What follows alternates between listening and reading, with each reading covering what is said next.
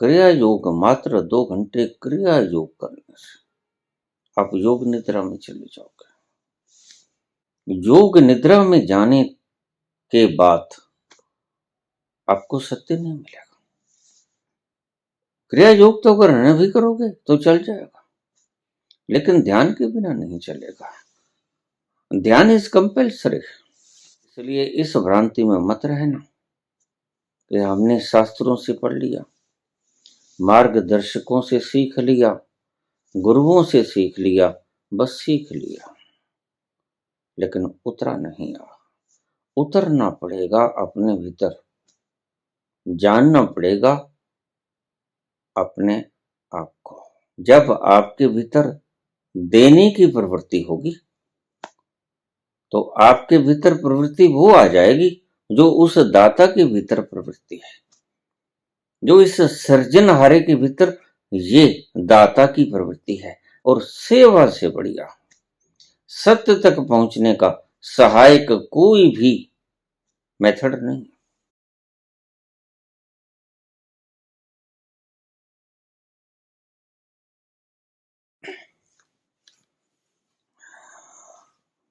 बाबा जी प्रणाम। मेरा नाम श्याम है, मैं महाराष्ट्र से बोल रहा हूं।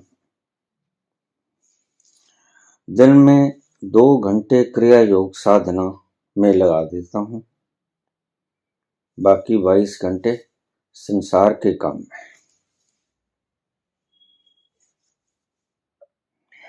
क्या इन 2 घंटों से सत्य तक पहुंच पाऊंगा? सत्य तक पहुंचने के लिए सत्य तक पहुंचना पड़ेगा। सत्य तक पहुंचने के लिए सत्य तक जाना होगा।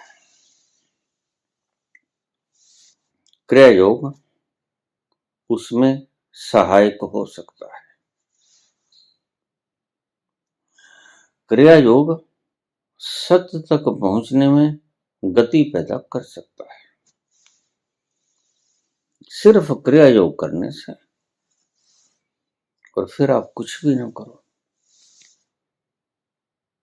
कुछ भी ना करो, यानी सत्य तक पहुंचने के लिए आप ध्यान आदि कुछ ना करो, तो मुश्किल है। अकेला क्रिया योग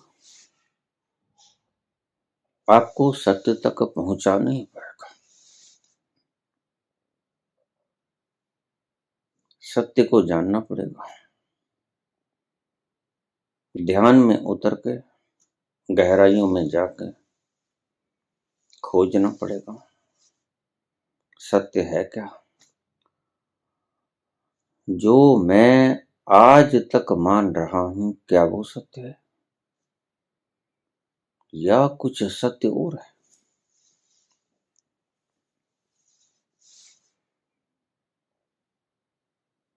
जब तुम जान जाओगे कि सत्य क्या है, तो आपका गंतव्य पूरा हुआ।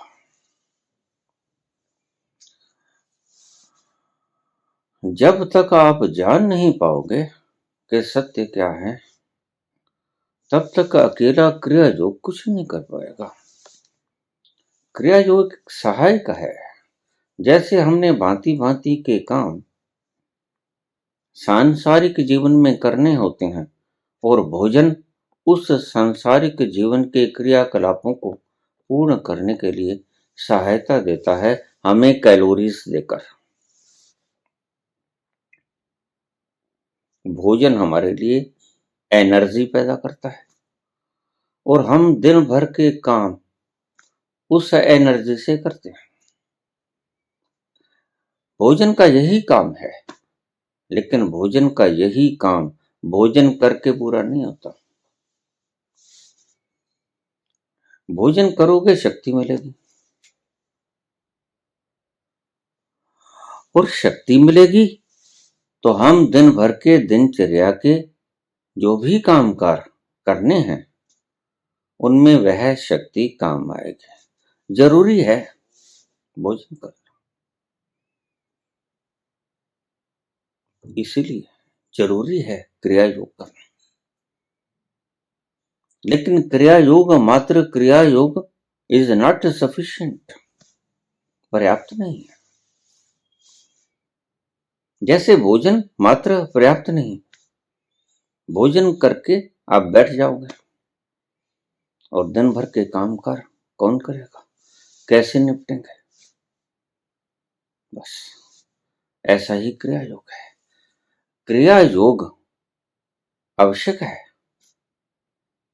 गति देगा, लेकिन सत्य को पहचानना एक लक्ष्य है। जैसे आपका लक्ष्य 22 घंटे दिन में अन्य अन्य कामकाज करना है, वैसे ही आपका लक्ष्य क्रिया योग के अलावा टू नो दाय सेल्फ, आप हो कौन, यह सत्य को जानना है। कैसे पहुंचना है सत्य तक, उसका मार्ग क्या है, रास्ते में कौन कौन से पड़ाव आएंगे, कैसे कैसे आपको आपका रास्ता तय करना पड़ेगा, ये सभी पिछले वीडियोस में बोले हुए हैं, आप वहां सुन सकते हो।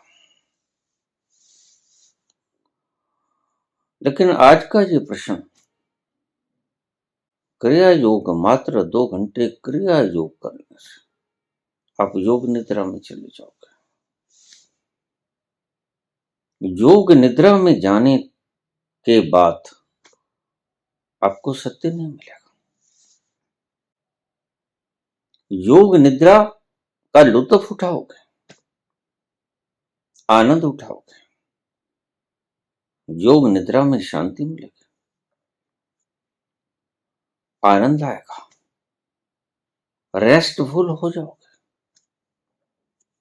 लेकिन व्हाट्स द ट्रूथ, सच्चाई क्या है, इसका पता नहीं चलेगा।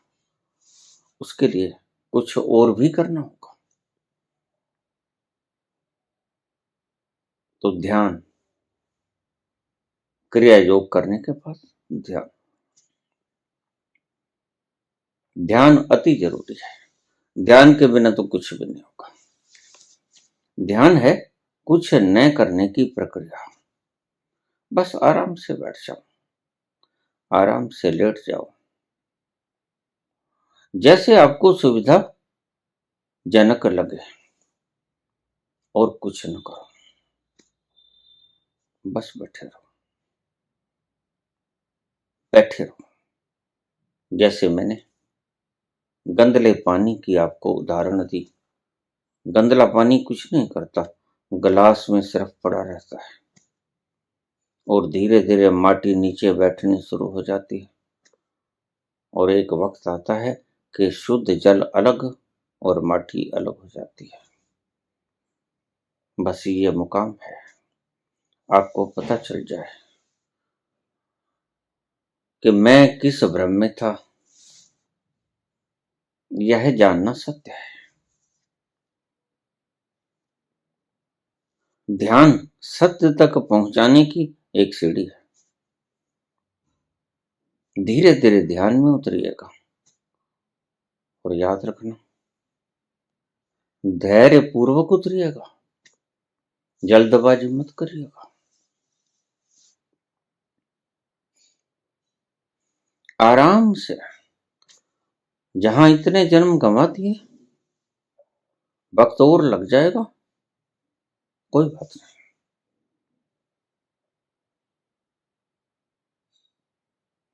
इतना वक्त हमने बिता दिया, आज भी हम बरकरार हैं।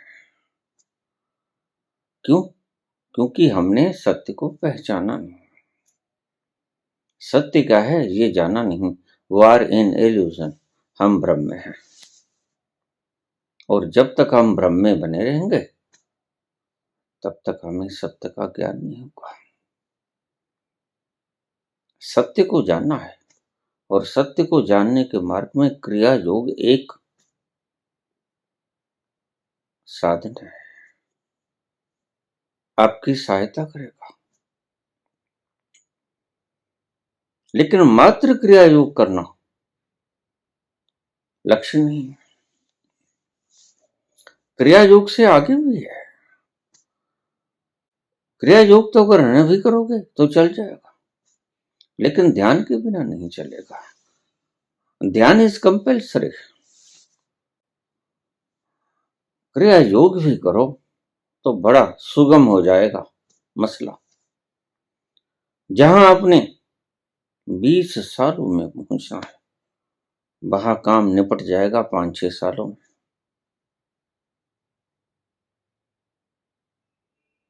और 20 सालों में तो शायद तुम भ्रम को नाश न कर पाओ बिना क्रिया योग के, लेकिन क्रिया योग करके पक्का है कि 5-6 सालों में आप भ्रम को नाश कर दोगे। अगर ऐसे ही 2 घंटे प्राणायाम करते रहे श्वास क्रिया योग का, तो आप जल्दी ही प्रबुद्ध हो जाओगे। जल्दी ही आपकी भ्रांतियां मट जाएंगी। जल्दी ही आप उस मुकाम पे पहुंच जाओगे जो सत्य है।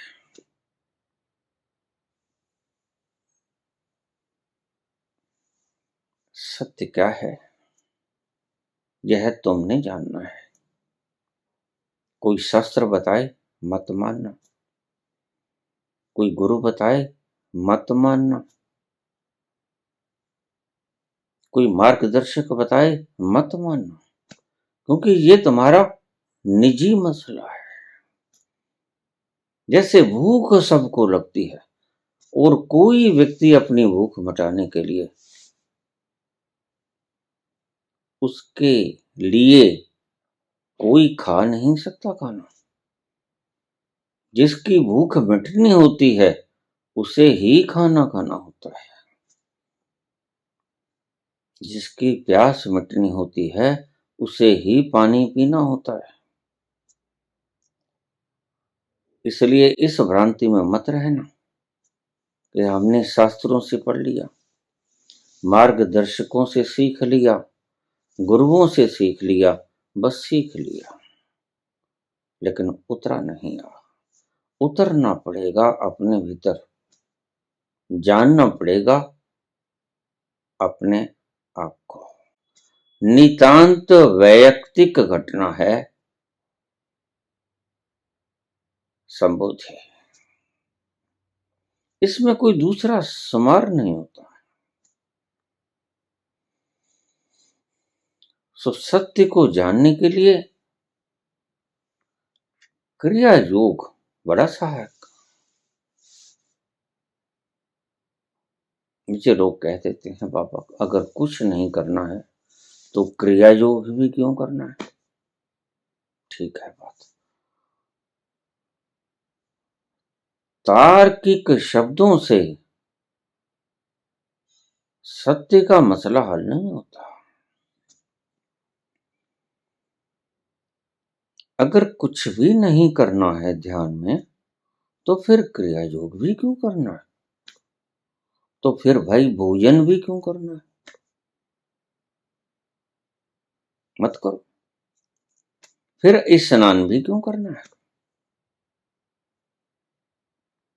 फिर ये सभी क्रियाएं छोड़ दो। नहीं, आप समझे नहीं। आप शब्दों को पकड़ लिया हो, यही गलती खा जाता। कितनी चेष्टा की,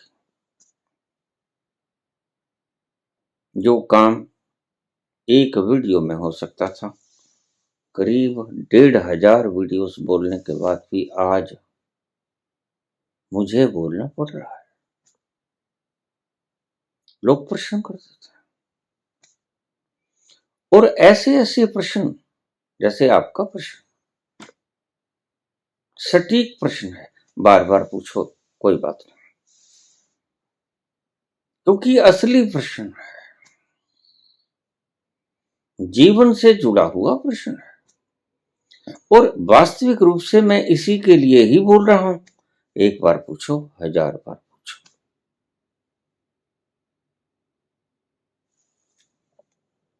लेकिन जब व्यर्थ के प्रश्न लोग पूछना शुरू कर देते हैं। तो फिर कोई क्या करे। अभी आज ही मैं व्हाट्सएप देख रहा हूं, कभी कभी व्हाट्सएप देख लेता हूं, अन्यथा चैनल कंट्रोलर देखते हैं और मुझे बता देते हैं कि बाबा ये देखिए, इसके ऊपर कोई जवाब देना है तो एक भगत बड़े आ जाते हैं, बिन बुलाए मेहमान होते हैं, आ जाते हैं, व्हाट्सएप के ऊपर कमेंट डाल देते हैं, अपनी सड़ांत फेंक देते हैं। मैं ध्यान नहीं करता, क्योंकि प्रश्न मेरे बताने योग्य नहीं होता। तो कई दिनों से यह व्यक्ति मेरी आंखों से ओझल चल रहा था। चैनल कंट्रोलर देख लेते, आज कुदरती मेरी दृष्टि पड़ गई। तो मैंने देखा ज्ञान बघार रहे थे। आप जवाब क्यों नहीं देते बाबा, जल्दी जवाब दीजिए।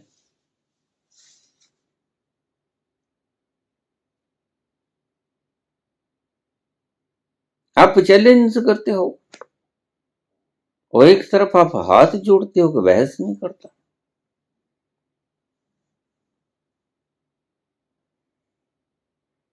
संत मिले तो चर्चा कीजिए।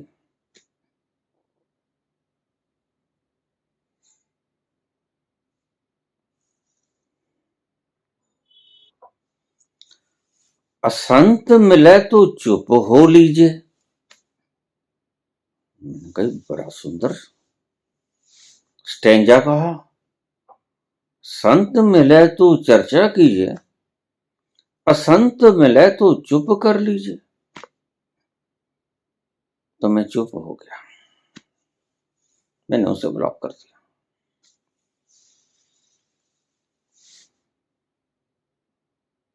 आपका हुक्म सर मत।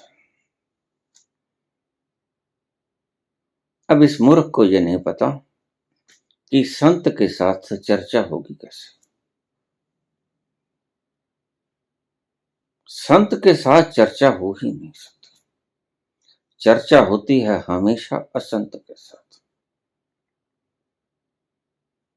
मैं ताजमहल के सामने खड़ा, जो ताजमहल को देखने आया है वो भी देख रहा है, मैं भी देख रहा हूं। अगर मैं उससे कहूं देखो सुनो, ताजमहल है, तो मैं समझदार गिना जाऊंगा या पागल। ये कहते हैं संत मिला तो चर्चा कीजिए। पता नहीं कहां कहां से सड़ी हुई खोपड़ियों की बातें उठा लाते हैं और अपने दिमाग में रख लेते हैं और फिर दूसरों के ऊपर फेंकते हैं ये नजला।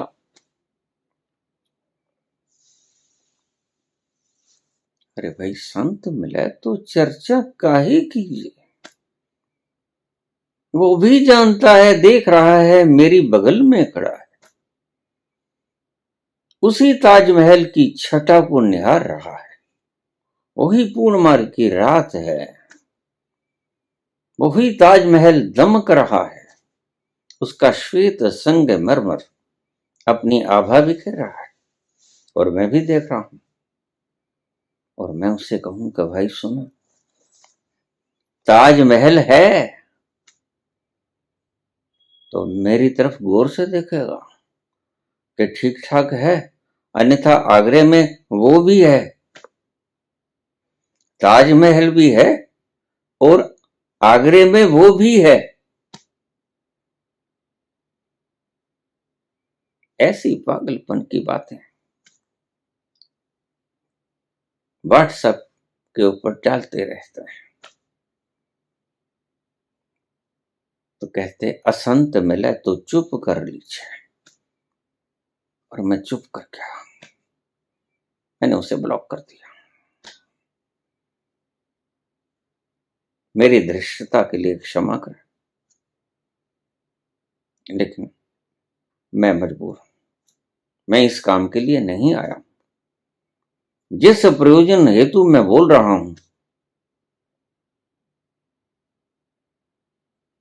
उसका ये कंटेंट नहीं है। इस प्रयोजन के लिए मैंने नहीं बोलना है। मेरा प्रयोजन आज के प्रश्न में है कि बाबा क्रिया योग करने से 2 घंटे के क्रिया योग करने से मैं सत्य को उपलब्ध हो जाऊंगा, ये मेरा प्रश्न है। और एक बार पूछो, लाख बार पूछो, जब तक मैं हूं तब तक पूछो।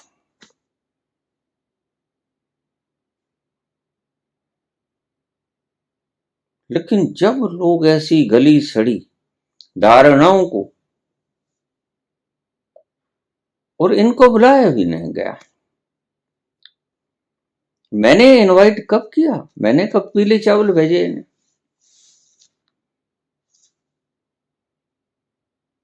लोग कहते हैं बाबा बोलते तो बड़ा सुंदर हो, लेकिन आपको सुनते इतने कम लोग क्यों हैं?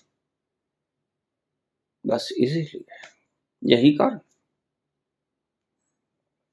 ऊट पटांग प्रश्नों के जवाब देने का कोई मतलब ही नहीं। तो अगर बार बार व्यक्ति ऐसे ही ऊट पटांग सवाल खड़ा करता जाए तो क्या होना चाहिए? यही होना चाहिए। तो मैं चुप हो गया, उसकी आज्ञा को शिरोधार्य करके क्रिया योग 2 घंटे का क्रियोग सफिशिएंट है। इससे आपको बड़ी सहायता मिलेगी। क्रिया योग करने के बाद अगर निद्रा आए तो वह आम नींद नहीं होगी, वह योग निद्रा होगी जिसे बहुत से गुरुजन आपको सिखाते हैं। हिप्नोटाइज करके आपको कुछ सुझाव दिए जाते हैं,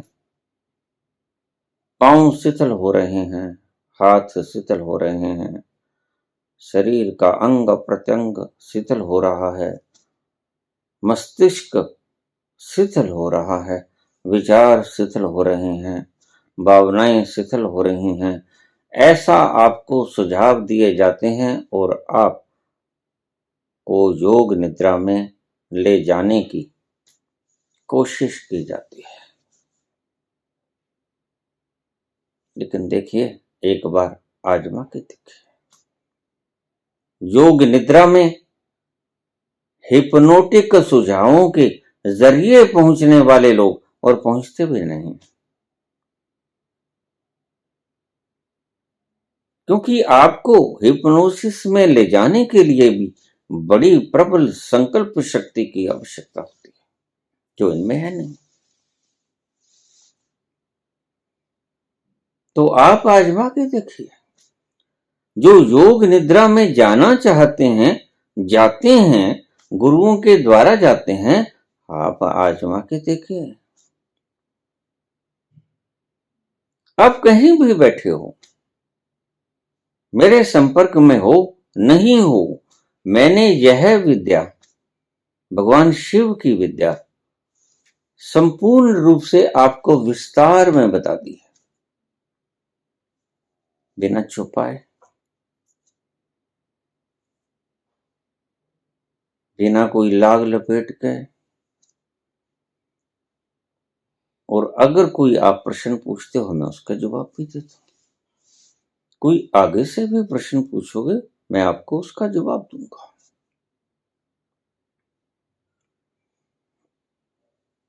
तो क्रिया योग आपको सहायता करता है।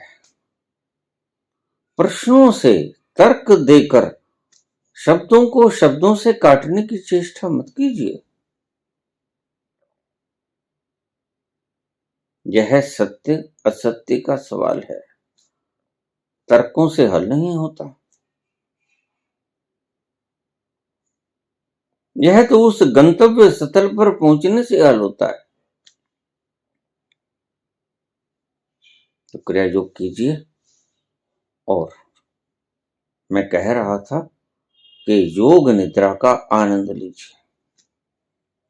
जब आपको खुमारी छाने लगे, मस्ती छाने लगे और ऐसा लगे जैसे खुमार आ रहा है, नींद जैसी निंद्रा,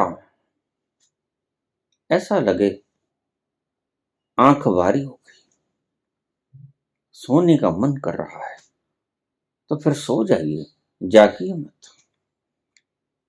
वह बड़े अद्भुत लम्हे हैं, किसी भी काम को छोड़कर अब सो जाइए। कोई काम इससे ज्यादा जरूरी नहीं जो आपके अपने स्वयं में ले जाने में साधक हो। और योग निद्रा आपको अपने आपे में ले जाने में सहायक है, और आप इसे खुद पैदा कीजिए, गुरुओं का इंतजार मत कीजिए। आप निकल जाइए किसी जगह पे, पगडंडियों पे, जहां धूल धुआं न हो, जहां ऑक्सीजनेटेड माहौल हो।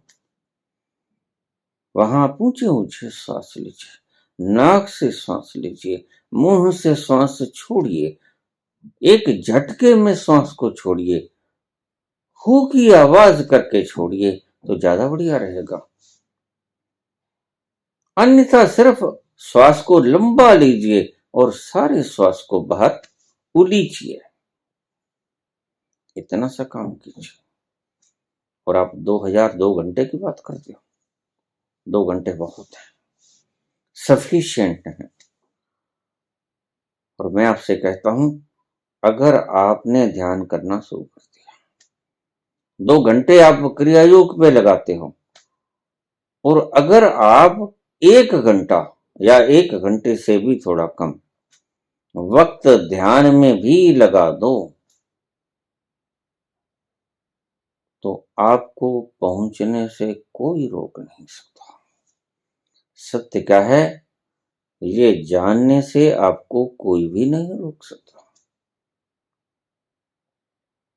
तो करते रहिए, बिल्कुल सही रास्ता है, मेरा आजमाया हुआ है, ऑथेंटिक।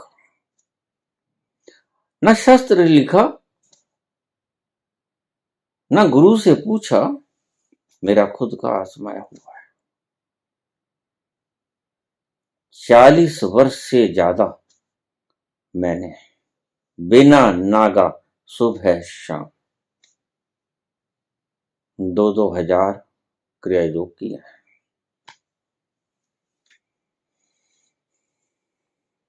यह सहायक है, ध्यान रखना, गंतव्य नहीं है, लक्ष्य नहीं है, सहायक है। इसकी सहायता लो और अपने भीतर निकल जाओ यात्रा में, जो आपका असली मुकाम है। संसार के काम धाम भी करते रहो, वो भी जरूरी है, आवश्यक है, लेकिन थोड़ा सा वक्त, थोड़ा थोड़ा वक्त इधर भी निकाल लिया करो, और आप आखिर में पाओगे कि ये लम्हे जो आपने क्रिया योग और ध्यान में व्यतीत किए, ये लम्हे सोने के हो गए। एक भिखारी सुबह सुबह अपने घर से निकला। भिखारी जब निकलते हैं, थोड़े से अन्न अपने भिक्षा पात्र में डाल लेते हैं, क्योंकि जब कोई किसी के द्वार पे पहुंचेगा तो वह दिखेगा, हाँ किसी ने और भी कुछ दिया है, तो वह भी कुछ थोड़ा सा दे देगा। उसने थोड़े चावल डाले, निकल गया बस्ती में। लेकिन बस्ती में प्रवेश करने को ही था, सामने से राजा का रथ आ गया। राजा का रथ देखकर वह ठिठका। उसने कहा, आज तो बड़े शुभ लक्षण है, राजा दिख जाए, इससे ज्यादा शुभ लक्षण और क्या हो सकता है। आज तो भीख में, तकड़ी भीख मिलेगी, पात्र भर जाएगा, ऐसा लगता है।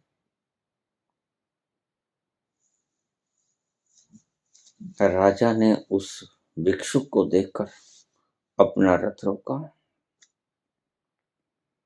रथ से नीचे आया, भिखारी की तरफ चल पड़ा। भिखारी डरा, लेकिन राजा है, इसके पांव पकड़ लूंगा। मैंने कोई अपराध भी नहीं किया है। जैसे ही राजा धीरे धीरे पग भरता हुआ भिखारी के पास आ गया, भिखारी ने देखा कि राजा ने पास आकर झोली पसार ली।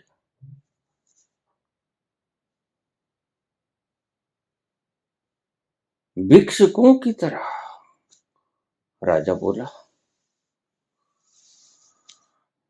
हे महात्मन, मेरी झोली में कुछ डाल दो, तुमसे मैं कुछ मांगने आया हूं। सबसे पहले तुम ही हो, घर से निकला और सबसे पहले तुम ही नजर आए। ये भिखारी लोग सुबह सुबह जाते हैं, क्योंकि सुबह सुबह व्यक्ति फ्रेश होता है, दिमाग शांत होता है, और शांत दिमाग में कुछ दान देने की उमंग होती है। अगर कोई मांगे, इनकार करना सुबह सुबह मुश्किल है, इसलिए भिखारी आपको शाम को नहीं मिलेंगे, क्योंकि शाम को सारे दिन के थपेड़े खा के, काम धाम के थपेड़े खा के आप थक जाओगे। अगर कोई मांगने आएगा तो आपके मुख से इनकार ही होगा कि भाई आगे जाओ। तो भिखारी सियाने हैं, सुबह सुबह निकल जाते हैं, सुबह सुबह मन ताजा होता है, दान करने की प्रवृत्ति सघन होती। तो जब झोली पसार तो भिखारी ने कहा मन में कि मैं तो खुद ही मांगने निकला हूं, आज तो दिन अच्छा नहीं चढ़ा है, राजा मुझसे मांग रहा है। उस नगर में अकाल पड़ गया था। विद्वत जनों ने बताया था कि अगर राजा खुद चल के भिक्षा मांगे शहर में तो अकाल की नौबत टल जाएगी। इस साल अच्छी बारिश होगी और फसल लहलहा जाएगी और अकाल टल जाएगा। तो इसलिए निकला था राजा। जैसे ही राजा ने मांगा, थोड़े से घर से चावल लेके आया था। भिखारी ने कभी जीवन में दान नहीं किया था, भिखारी दान किया भी नहीं करते, भिखारी दान लिया करते हैं, दान दिया नहीं करते। उसने भिक्षा पत्र में हाथ डाला, हाथ कब रहे थे, कांपते हुए हाथों से उसने भिक्षा पत्र में हाथ डाला। कृपण था, कंजूस था। थोड़ी सी मुट्ठी में चावल भरे और कंपते हुए हाथों से राजा की झोली में डाल दिया। राजा भी आगे चल पड़ा, भिक्षु भी आगे चल पड़ा। दोनों ने अपना अपना रास्ता अख्तियार कर लिया। लेकिन उस दिन भिखारी को भीख बड़ी मिली। ध्यान रखना, जब आपके भीतर देने की प्रवृत्ति होगी तो आपके भीतर प्रवृत्ति वो आ जाएगी जो उस दाता के भीतर प्रवृत्ति है, जो इस सृजनहारे के भीतर ये दाता की प्रवृत्ति है। दाता दे लेंदा थक पा, जुगा जुगंतर खाई खा। दाता लुटाता ही रहता है, देता ही रहता है, आप थक जाते हो खाते खाते। तो जब आप दान देते हो, उसका यही महत्व था कि आपके भीतर लोभ की वृत्ति कम होती है, टूटती है, आपकी पकड़ छूटती है और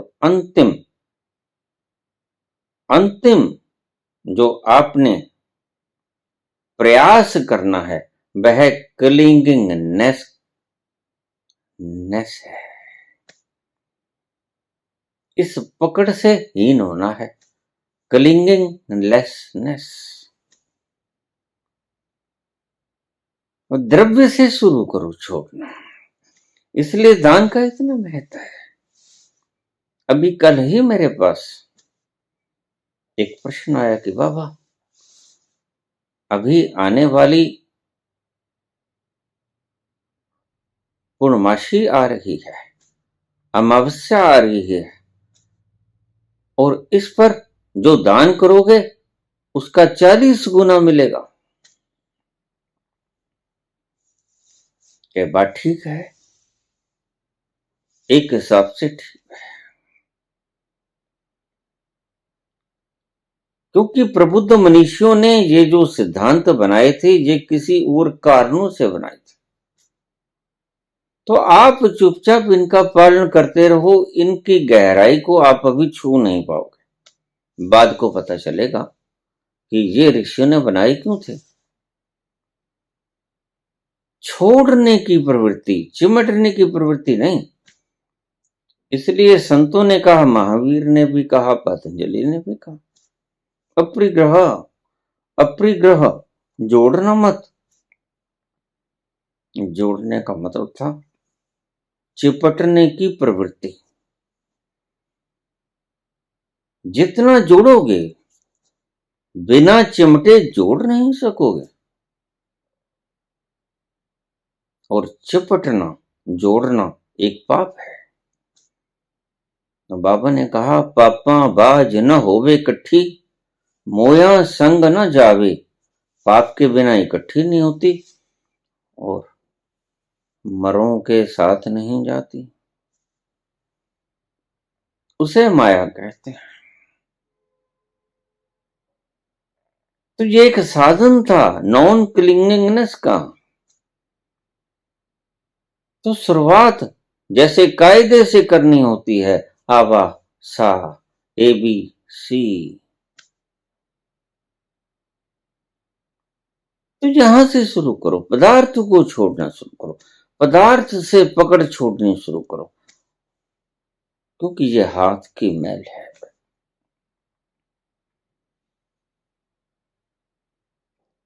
आज दे दोगे कुछ, कल वापस आ जाएगा। इसलिए पदार्थों से शुरू करना सिखाया हमारे मनीषियों ने, लेकिन भीतर की मंशा कुछ और थी। मंशा थी आपको प्रवृत्त करना, आपके भीतर संस्कार डालना नॉन क्लिंगिंगनेस का, कि पदार्थों से शुरू करो, छोड़ने की आदत बन जाएगी, संस्कार बन जाएगा। इसलिए ये जो कहानियां मिलती हैं कि कोई सेठ था, वह सुबह उठकर सबसे पहले किसी ब्राह्मण को भोजन कराता। ऐसे ही कहानियां मिलेंगी। भूखे का भोजन ये लोग नहीं कराते थे, यह ब्राह्मण को ही भोजन कराते थे। तो बनाया हुआ तो पाखंड ब्राह्मणों का था। शुरुआत तो की होगी भूखों को भोजन की, लेकिन इन लोभी लोगों ने भूखों का नाम काटकर ब्राह्मण लिख दिया। ब्राह्मण को भोजन खिलाए बिना वह भोजन नहीं खाता था। इसके भीतर क्या छिपा है? नॉन क्लिंगिंगनेस।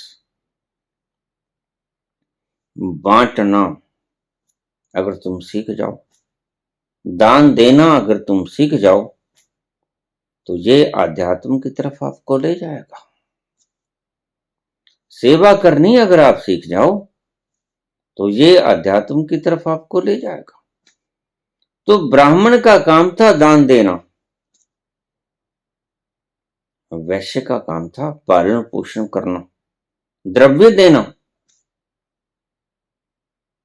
और क्षत्रिय का काम था सुरक्षा देना, उसके पास मसल है। वणिक के पास धन है, ब्राह्मण के पास ज्ञान है, और जो ज्ञान रखता है वह ब्राह्मण, जो द्रव्य रखता है वह वैश्य, जो भुजा बल रखता है वह क्षत्रिय, और जो सेवा भाव करना जानता है। इसलिए हनुमान को मैं शूद्र कहता हूं।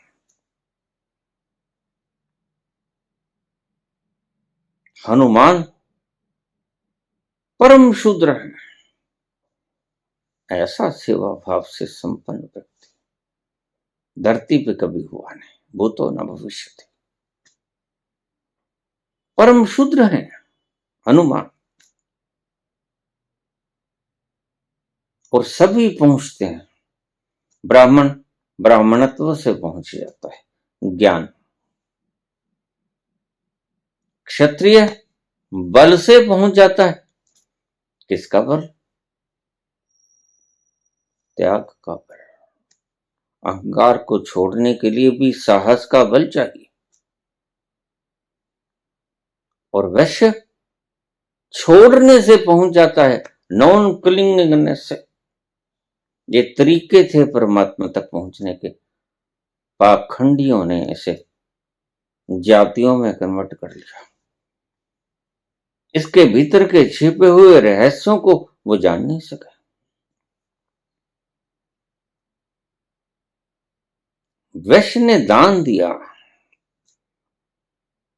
और दान देने से नॉन क्लिंगिंगनेस में आ गया, तो चिपकाहट पदार्थों से छोड़ते छोड़ते छोड़ते एक दिन तुम अपने अहंकार से भी चिपकना छोड़ दोगे। बस बात बन गई। जैसे ही आपने अपना अहंकार छोड़ा तो आपको सत्य दिखाई पड़ेगा, तुम हो कौन। सत्य को कई तरीकों से पाया जा सकता है। ये रास्ते थे, ब्राह्मण, क्षत्रिय, वैश्य, शूद्र। सेवा, अनन्य सेवा। ईसाईयत में सेवा ही प्रमुख है। अस्पतालों में जाओ, दीन दुखियों दरिद्रों के पास जाओ, उनकी सेवा करो। जो निर्बल हैं उनको सहारा देके उठाओ, जो चल नहीं सकते उनको सहारा देके चलाओ, सड़क पार कराओ अंधों को। ये सेवा भाव था। इसलिए हनुमान पहुंचे। किसके बल पे? सेवा के बल पे। धरती के ऊपर अनन्य सेवकों में अगर अग्रगणी है तो हनुमान जी का नाम है। यह एक ऐसा भाव है जो आपको पार लगा देगा, जो आपको सत्य तक पहुंचने में सहायता करेगा। और सेवा से बढ़िया सत्य तक पहुंचने का सहायक कोई भी मेथड नहीं।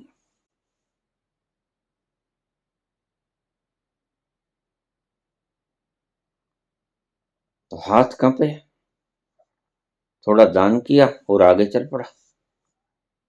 और उस दिन सारे शहर में से तो चक्कर पूरा भी नहीं लगा था, भिक्षा पत्र पूरा भर गया, ऊपर तक लबालब। अभी आधा शहर बाकी पड़ा था। कहने लगा पात्र खत्म हो गया, पात्र भर गया, बस अब चलें घर। 5-4 दिन का राशन मिल गया, घर चले। घर चले गए, खूब भिक्षा मिली थी। आज प्रथम बार भिक्षा पत्र पूरा पूरा भरा था। तो घरवाली ने जब देखा कि ऊपर तक बिखरता हुआ भिक्षा पत्र आ रहा है तो बड़ी प्रसन्न हुई। कहने लगी आज तो भिक्षा बहुत मिली।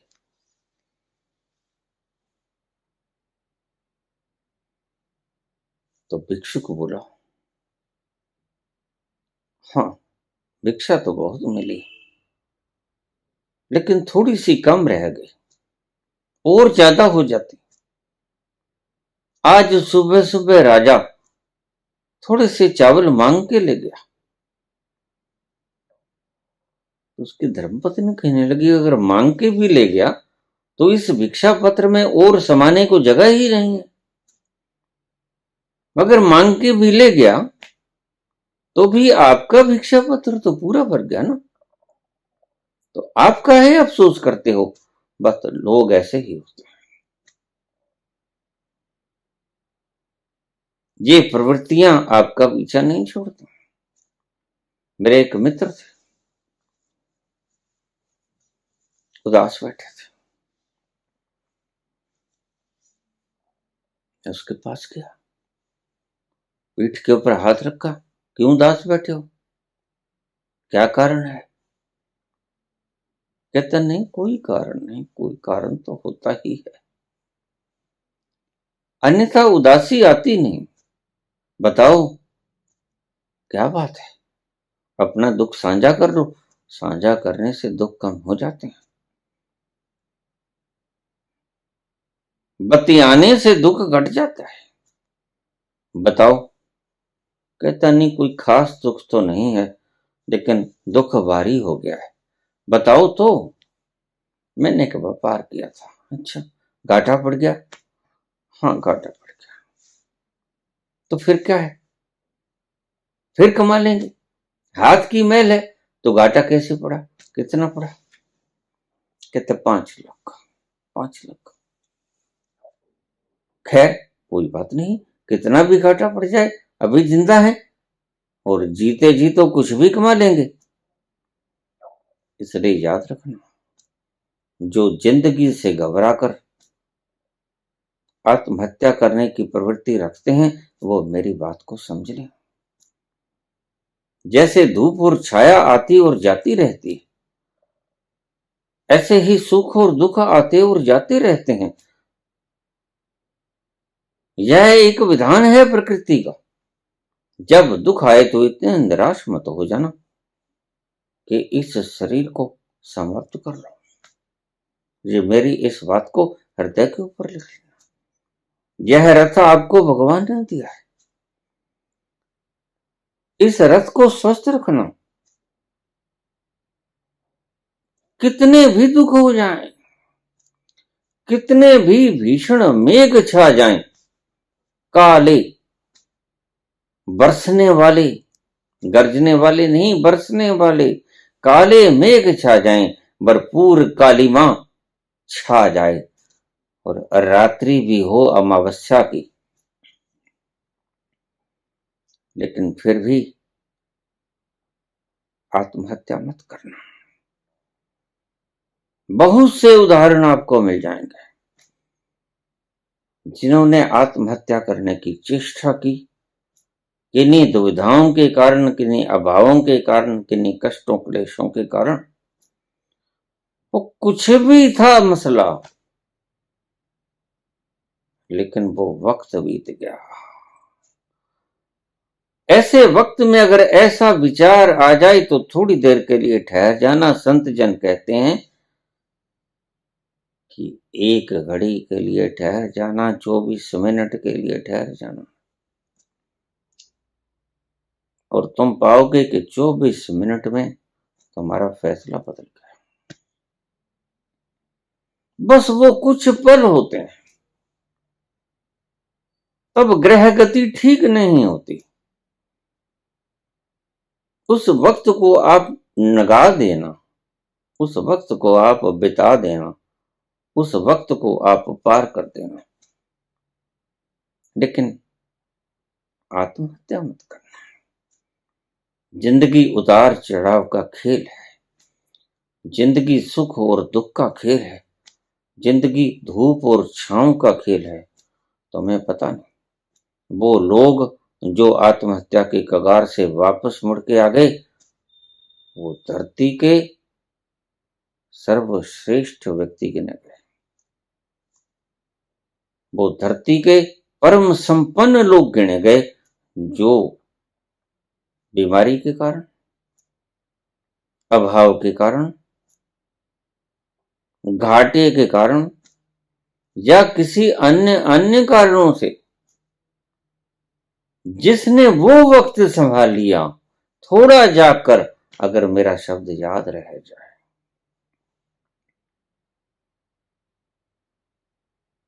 तो ध्यान रखना, इस शरीर का नाश न करना, क्योंकि ये शरीर का रथ आपको इस भव सागर से पार करने के लिए मिला है, मिटाने के लिए नहीं मिला। तो अगर ऐसा भाव आ जाए, मनोवैज्ञानिक कहते हैं कि ऐसा कोई व्यक्ति नहीं जिसके मन में कभी ना कभी आत्महत्या का विचार ना आया हो। क्यों आएगा? जिंदगी सुख दुख की छाया है, जिंदगी धूप छांव का खेल है। धूप भी आएगी, छाया भी आएगी, रात भी आएगी, उजाला भी होगा, लेकिन उन क्षणों को बचा लेना। एक घड़ी को, 24 मिनट को, अपने विचारों को ठहरा लो, उस स्थान को बदलो जहां खड़े। वो स्थान मनहूस है, उस स्थान को बदल लो, कहीं और चले जाओ, तो आप पाओगे वह वक्त चूका कि सारी जिंदगी आपकी ऋणी हो जाएगी। और ये अभाव तो जाते रहेंगे, ये कष्ट तो मिट जाएंगे, ये समस्याएं तो खत्म हो जाएंगी, आती हैं जाती हैं, धूप छांव का खेल है। ये आज कमी लगती है, कल को प्रचुरता आ जाएगी, तुम देख लेना। इसलिए जिंदगी के सर्कमस्टेंसेस से घबराकर शरीर को मारने की बात कभी मत सोचना। जिंदगी रहेगी तो तुम पाओगे आज बुरा है, कल अच्छा दिन भी आएगा। वहां से वापस आ जाना और वापस आकर आप आराम से बैठ जाना। दुख आया है तो सुख भी आएगा, दुख आना सुख की खबर लेके आता है। और जितने घने बादल हो जाएं, छा जाएं आपके ऊपर, उतना ही चेत जाना, उतना ही अवेयर हो जाना। रात जितनी भी संगीन होगी, सुबह उतनी ही रंगीन होगी। रात जितनी भी संगीन होगी, सुबह उतनी ही रंगीन होगी। गम न कर, गम न कर, गर है बादल घनेरा। गम न कर, गर है बादल घनेरा, किसके रोके रुका है सवेरा, किसके रोके रुका है सवेरा। रात भर का है मेहमान अंधेरा, किसके रोके रुका है सवेरा। तो भिक्षु घर पहुंचा, बीच में कुछ पैसे भी थे, इनका पैसों को अलग कर, किसी के पास अन्न नहीं था, उसने पैसे डाल दिए।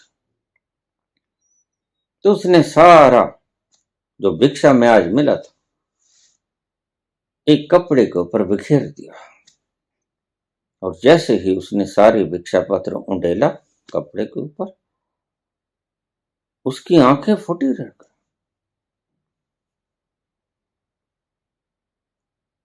कुछ ऐसे चावल थे जो सोने की तरह चमक रहे थे। तो बड़ा हैरान हुआ, उसकी घर वाली भी बड़ी हैरान। धर्म पत्नी कहने लगी, ये ये चावल, ये तो ऐसा लगता जैसे सोने के हों। उन्हें झट से वो चावल उठाए, अच्छी तरह से देखा, वे सोने के थे। तो उसने सारे भिक्षा के चावलों में से वो सोने के चावल निकाल लिए, और जब उसने सारे चावल निकाल लिए और अपनी मुट्ठी में इकट्ठे रख लिए, बस उन चावलों को देखकर माथा पीट लिया। धर्म पत्नी बोल रहे हैं कि क्या हुआ, ऐसा क्या हो गया जो माथा पीट रहे हो, अच्छी भरी भिक्षा मिली है। उसने कहा, देवी बड़ी भूल हुई। क्यों? आज सुबह जो राजा ने मुझसे मांगा था, बस इतने ही चावल थे जो मैंने दिए थे। ये जो चावल मैंने दान दिए थे, उतने ही चावल सोने के हो गए, स्वर्ण बन गए।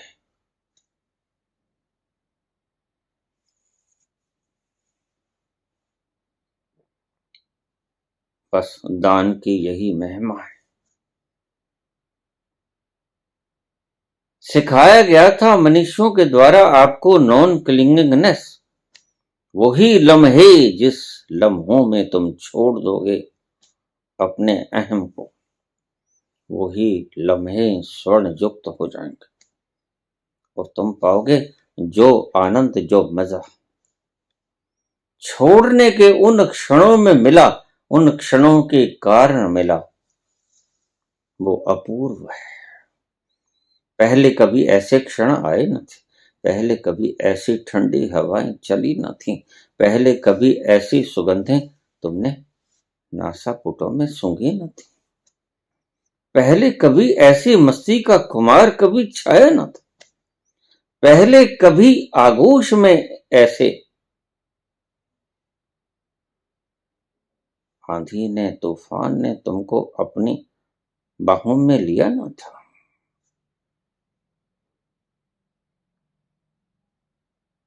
छोड़ने की कला जिसको आ गई,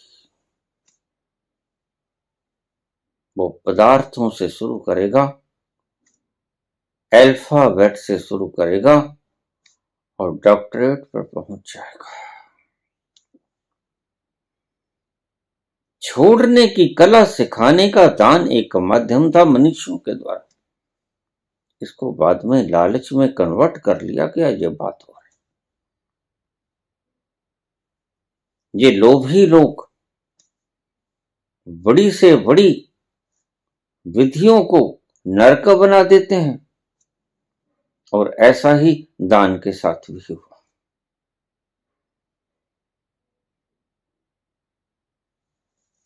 क्लिंगिंगनेस, जितने छोड़े उतने सोने के हो गए। तुम भी ध्यान रखना, जितना छोड़ोगे वो स्वर्ण युक्त हो जाएगा, महिमा मंडन कर दोगे उन लम्हों का, और फिर उसका जब आस्वादन करोगे तो निहाल हो जाओगे।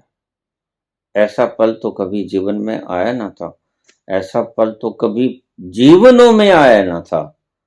कितने जीवन बीते, कितने जन्म बीते, ऐसे पल तो नसीब ना हुए थे। ध्यान रखना, छोड़ने की ये कला सीख लेना। पदार्थों से शुरू करना, सेवा से शुरू करना, बांटने से शुरू करना, दूसरों को रक्षा देने से शुरू करना, दूसरों को ज्ञान बांटने से शुरू करना, लेकिन बांटने से शुरू करना। सुरक्षा बांटो कि ज्ञान बांटो, के पदार्थ बांटो, के सेवा बांटो। बांटो, ये बांटना है सूत्र। जितना बांटोगे उतना पाओगे। एक एक चावल का दाना स्वर्ण युक्त हो गया। धन्यवाद।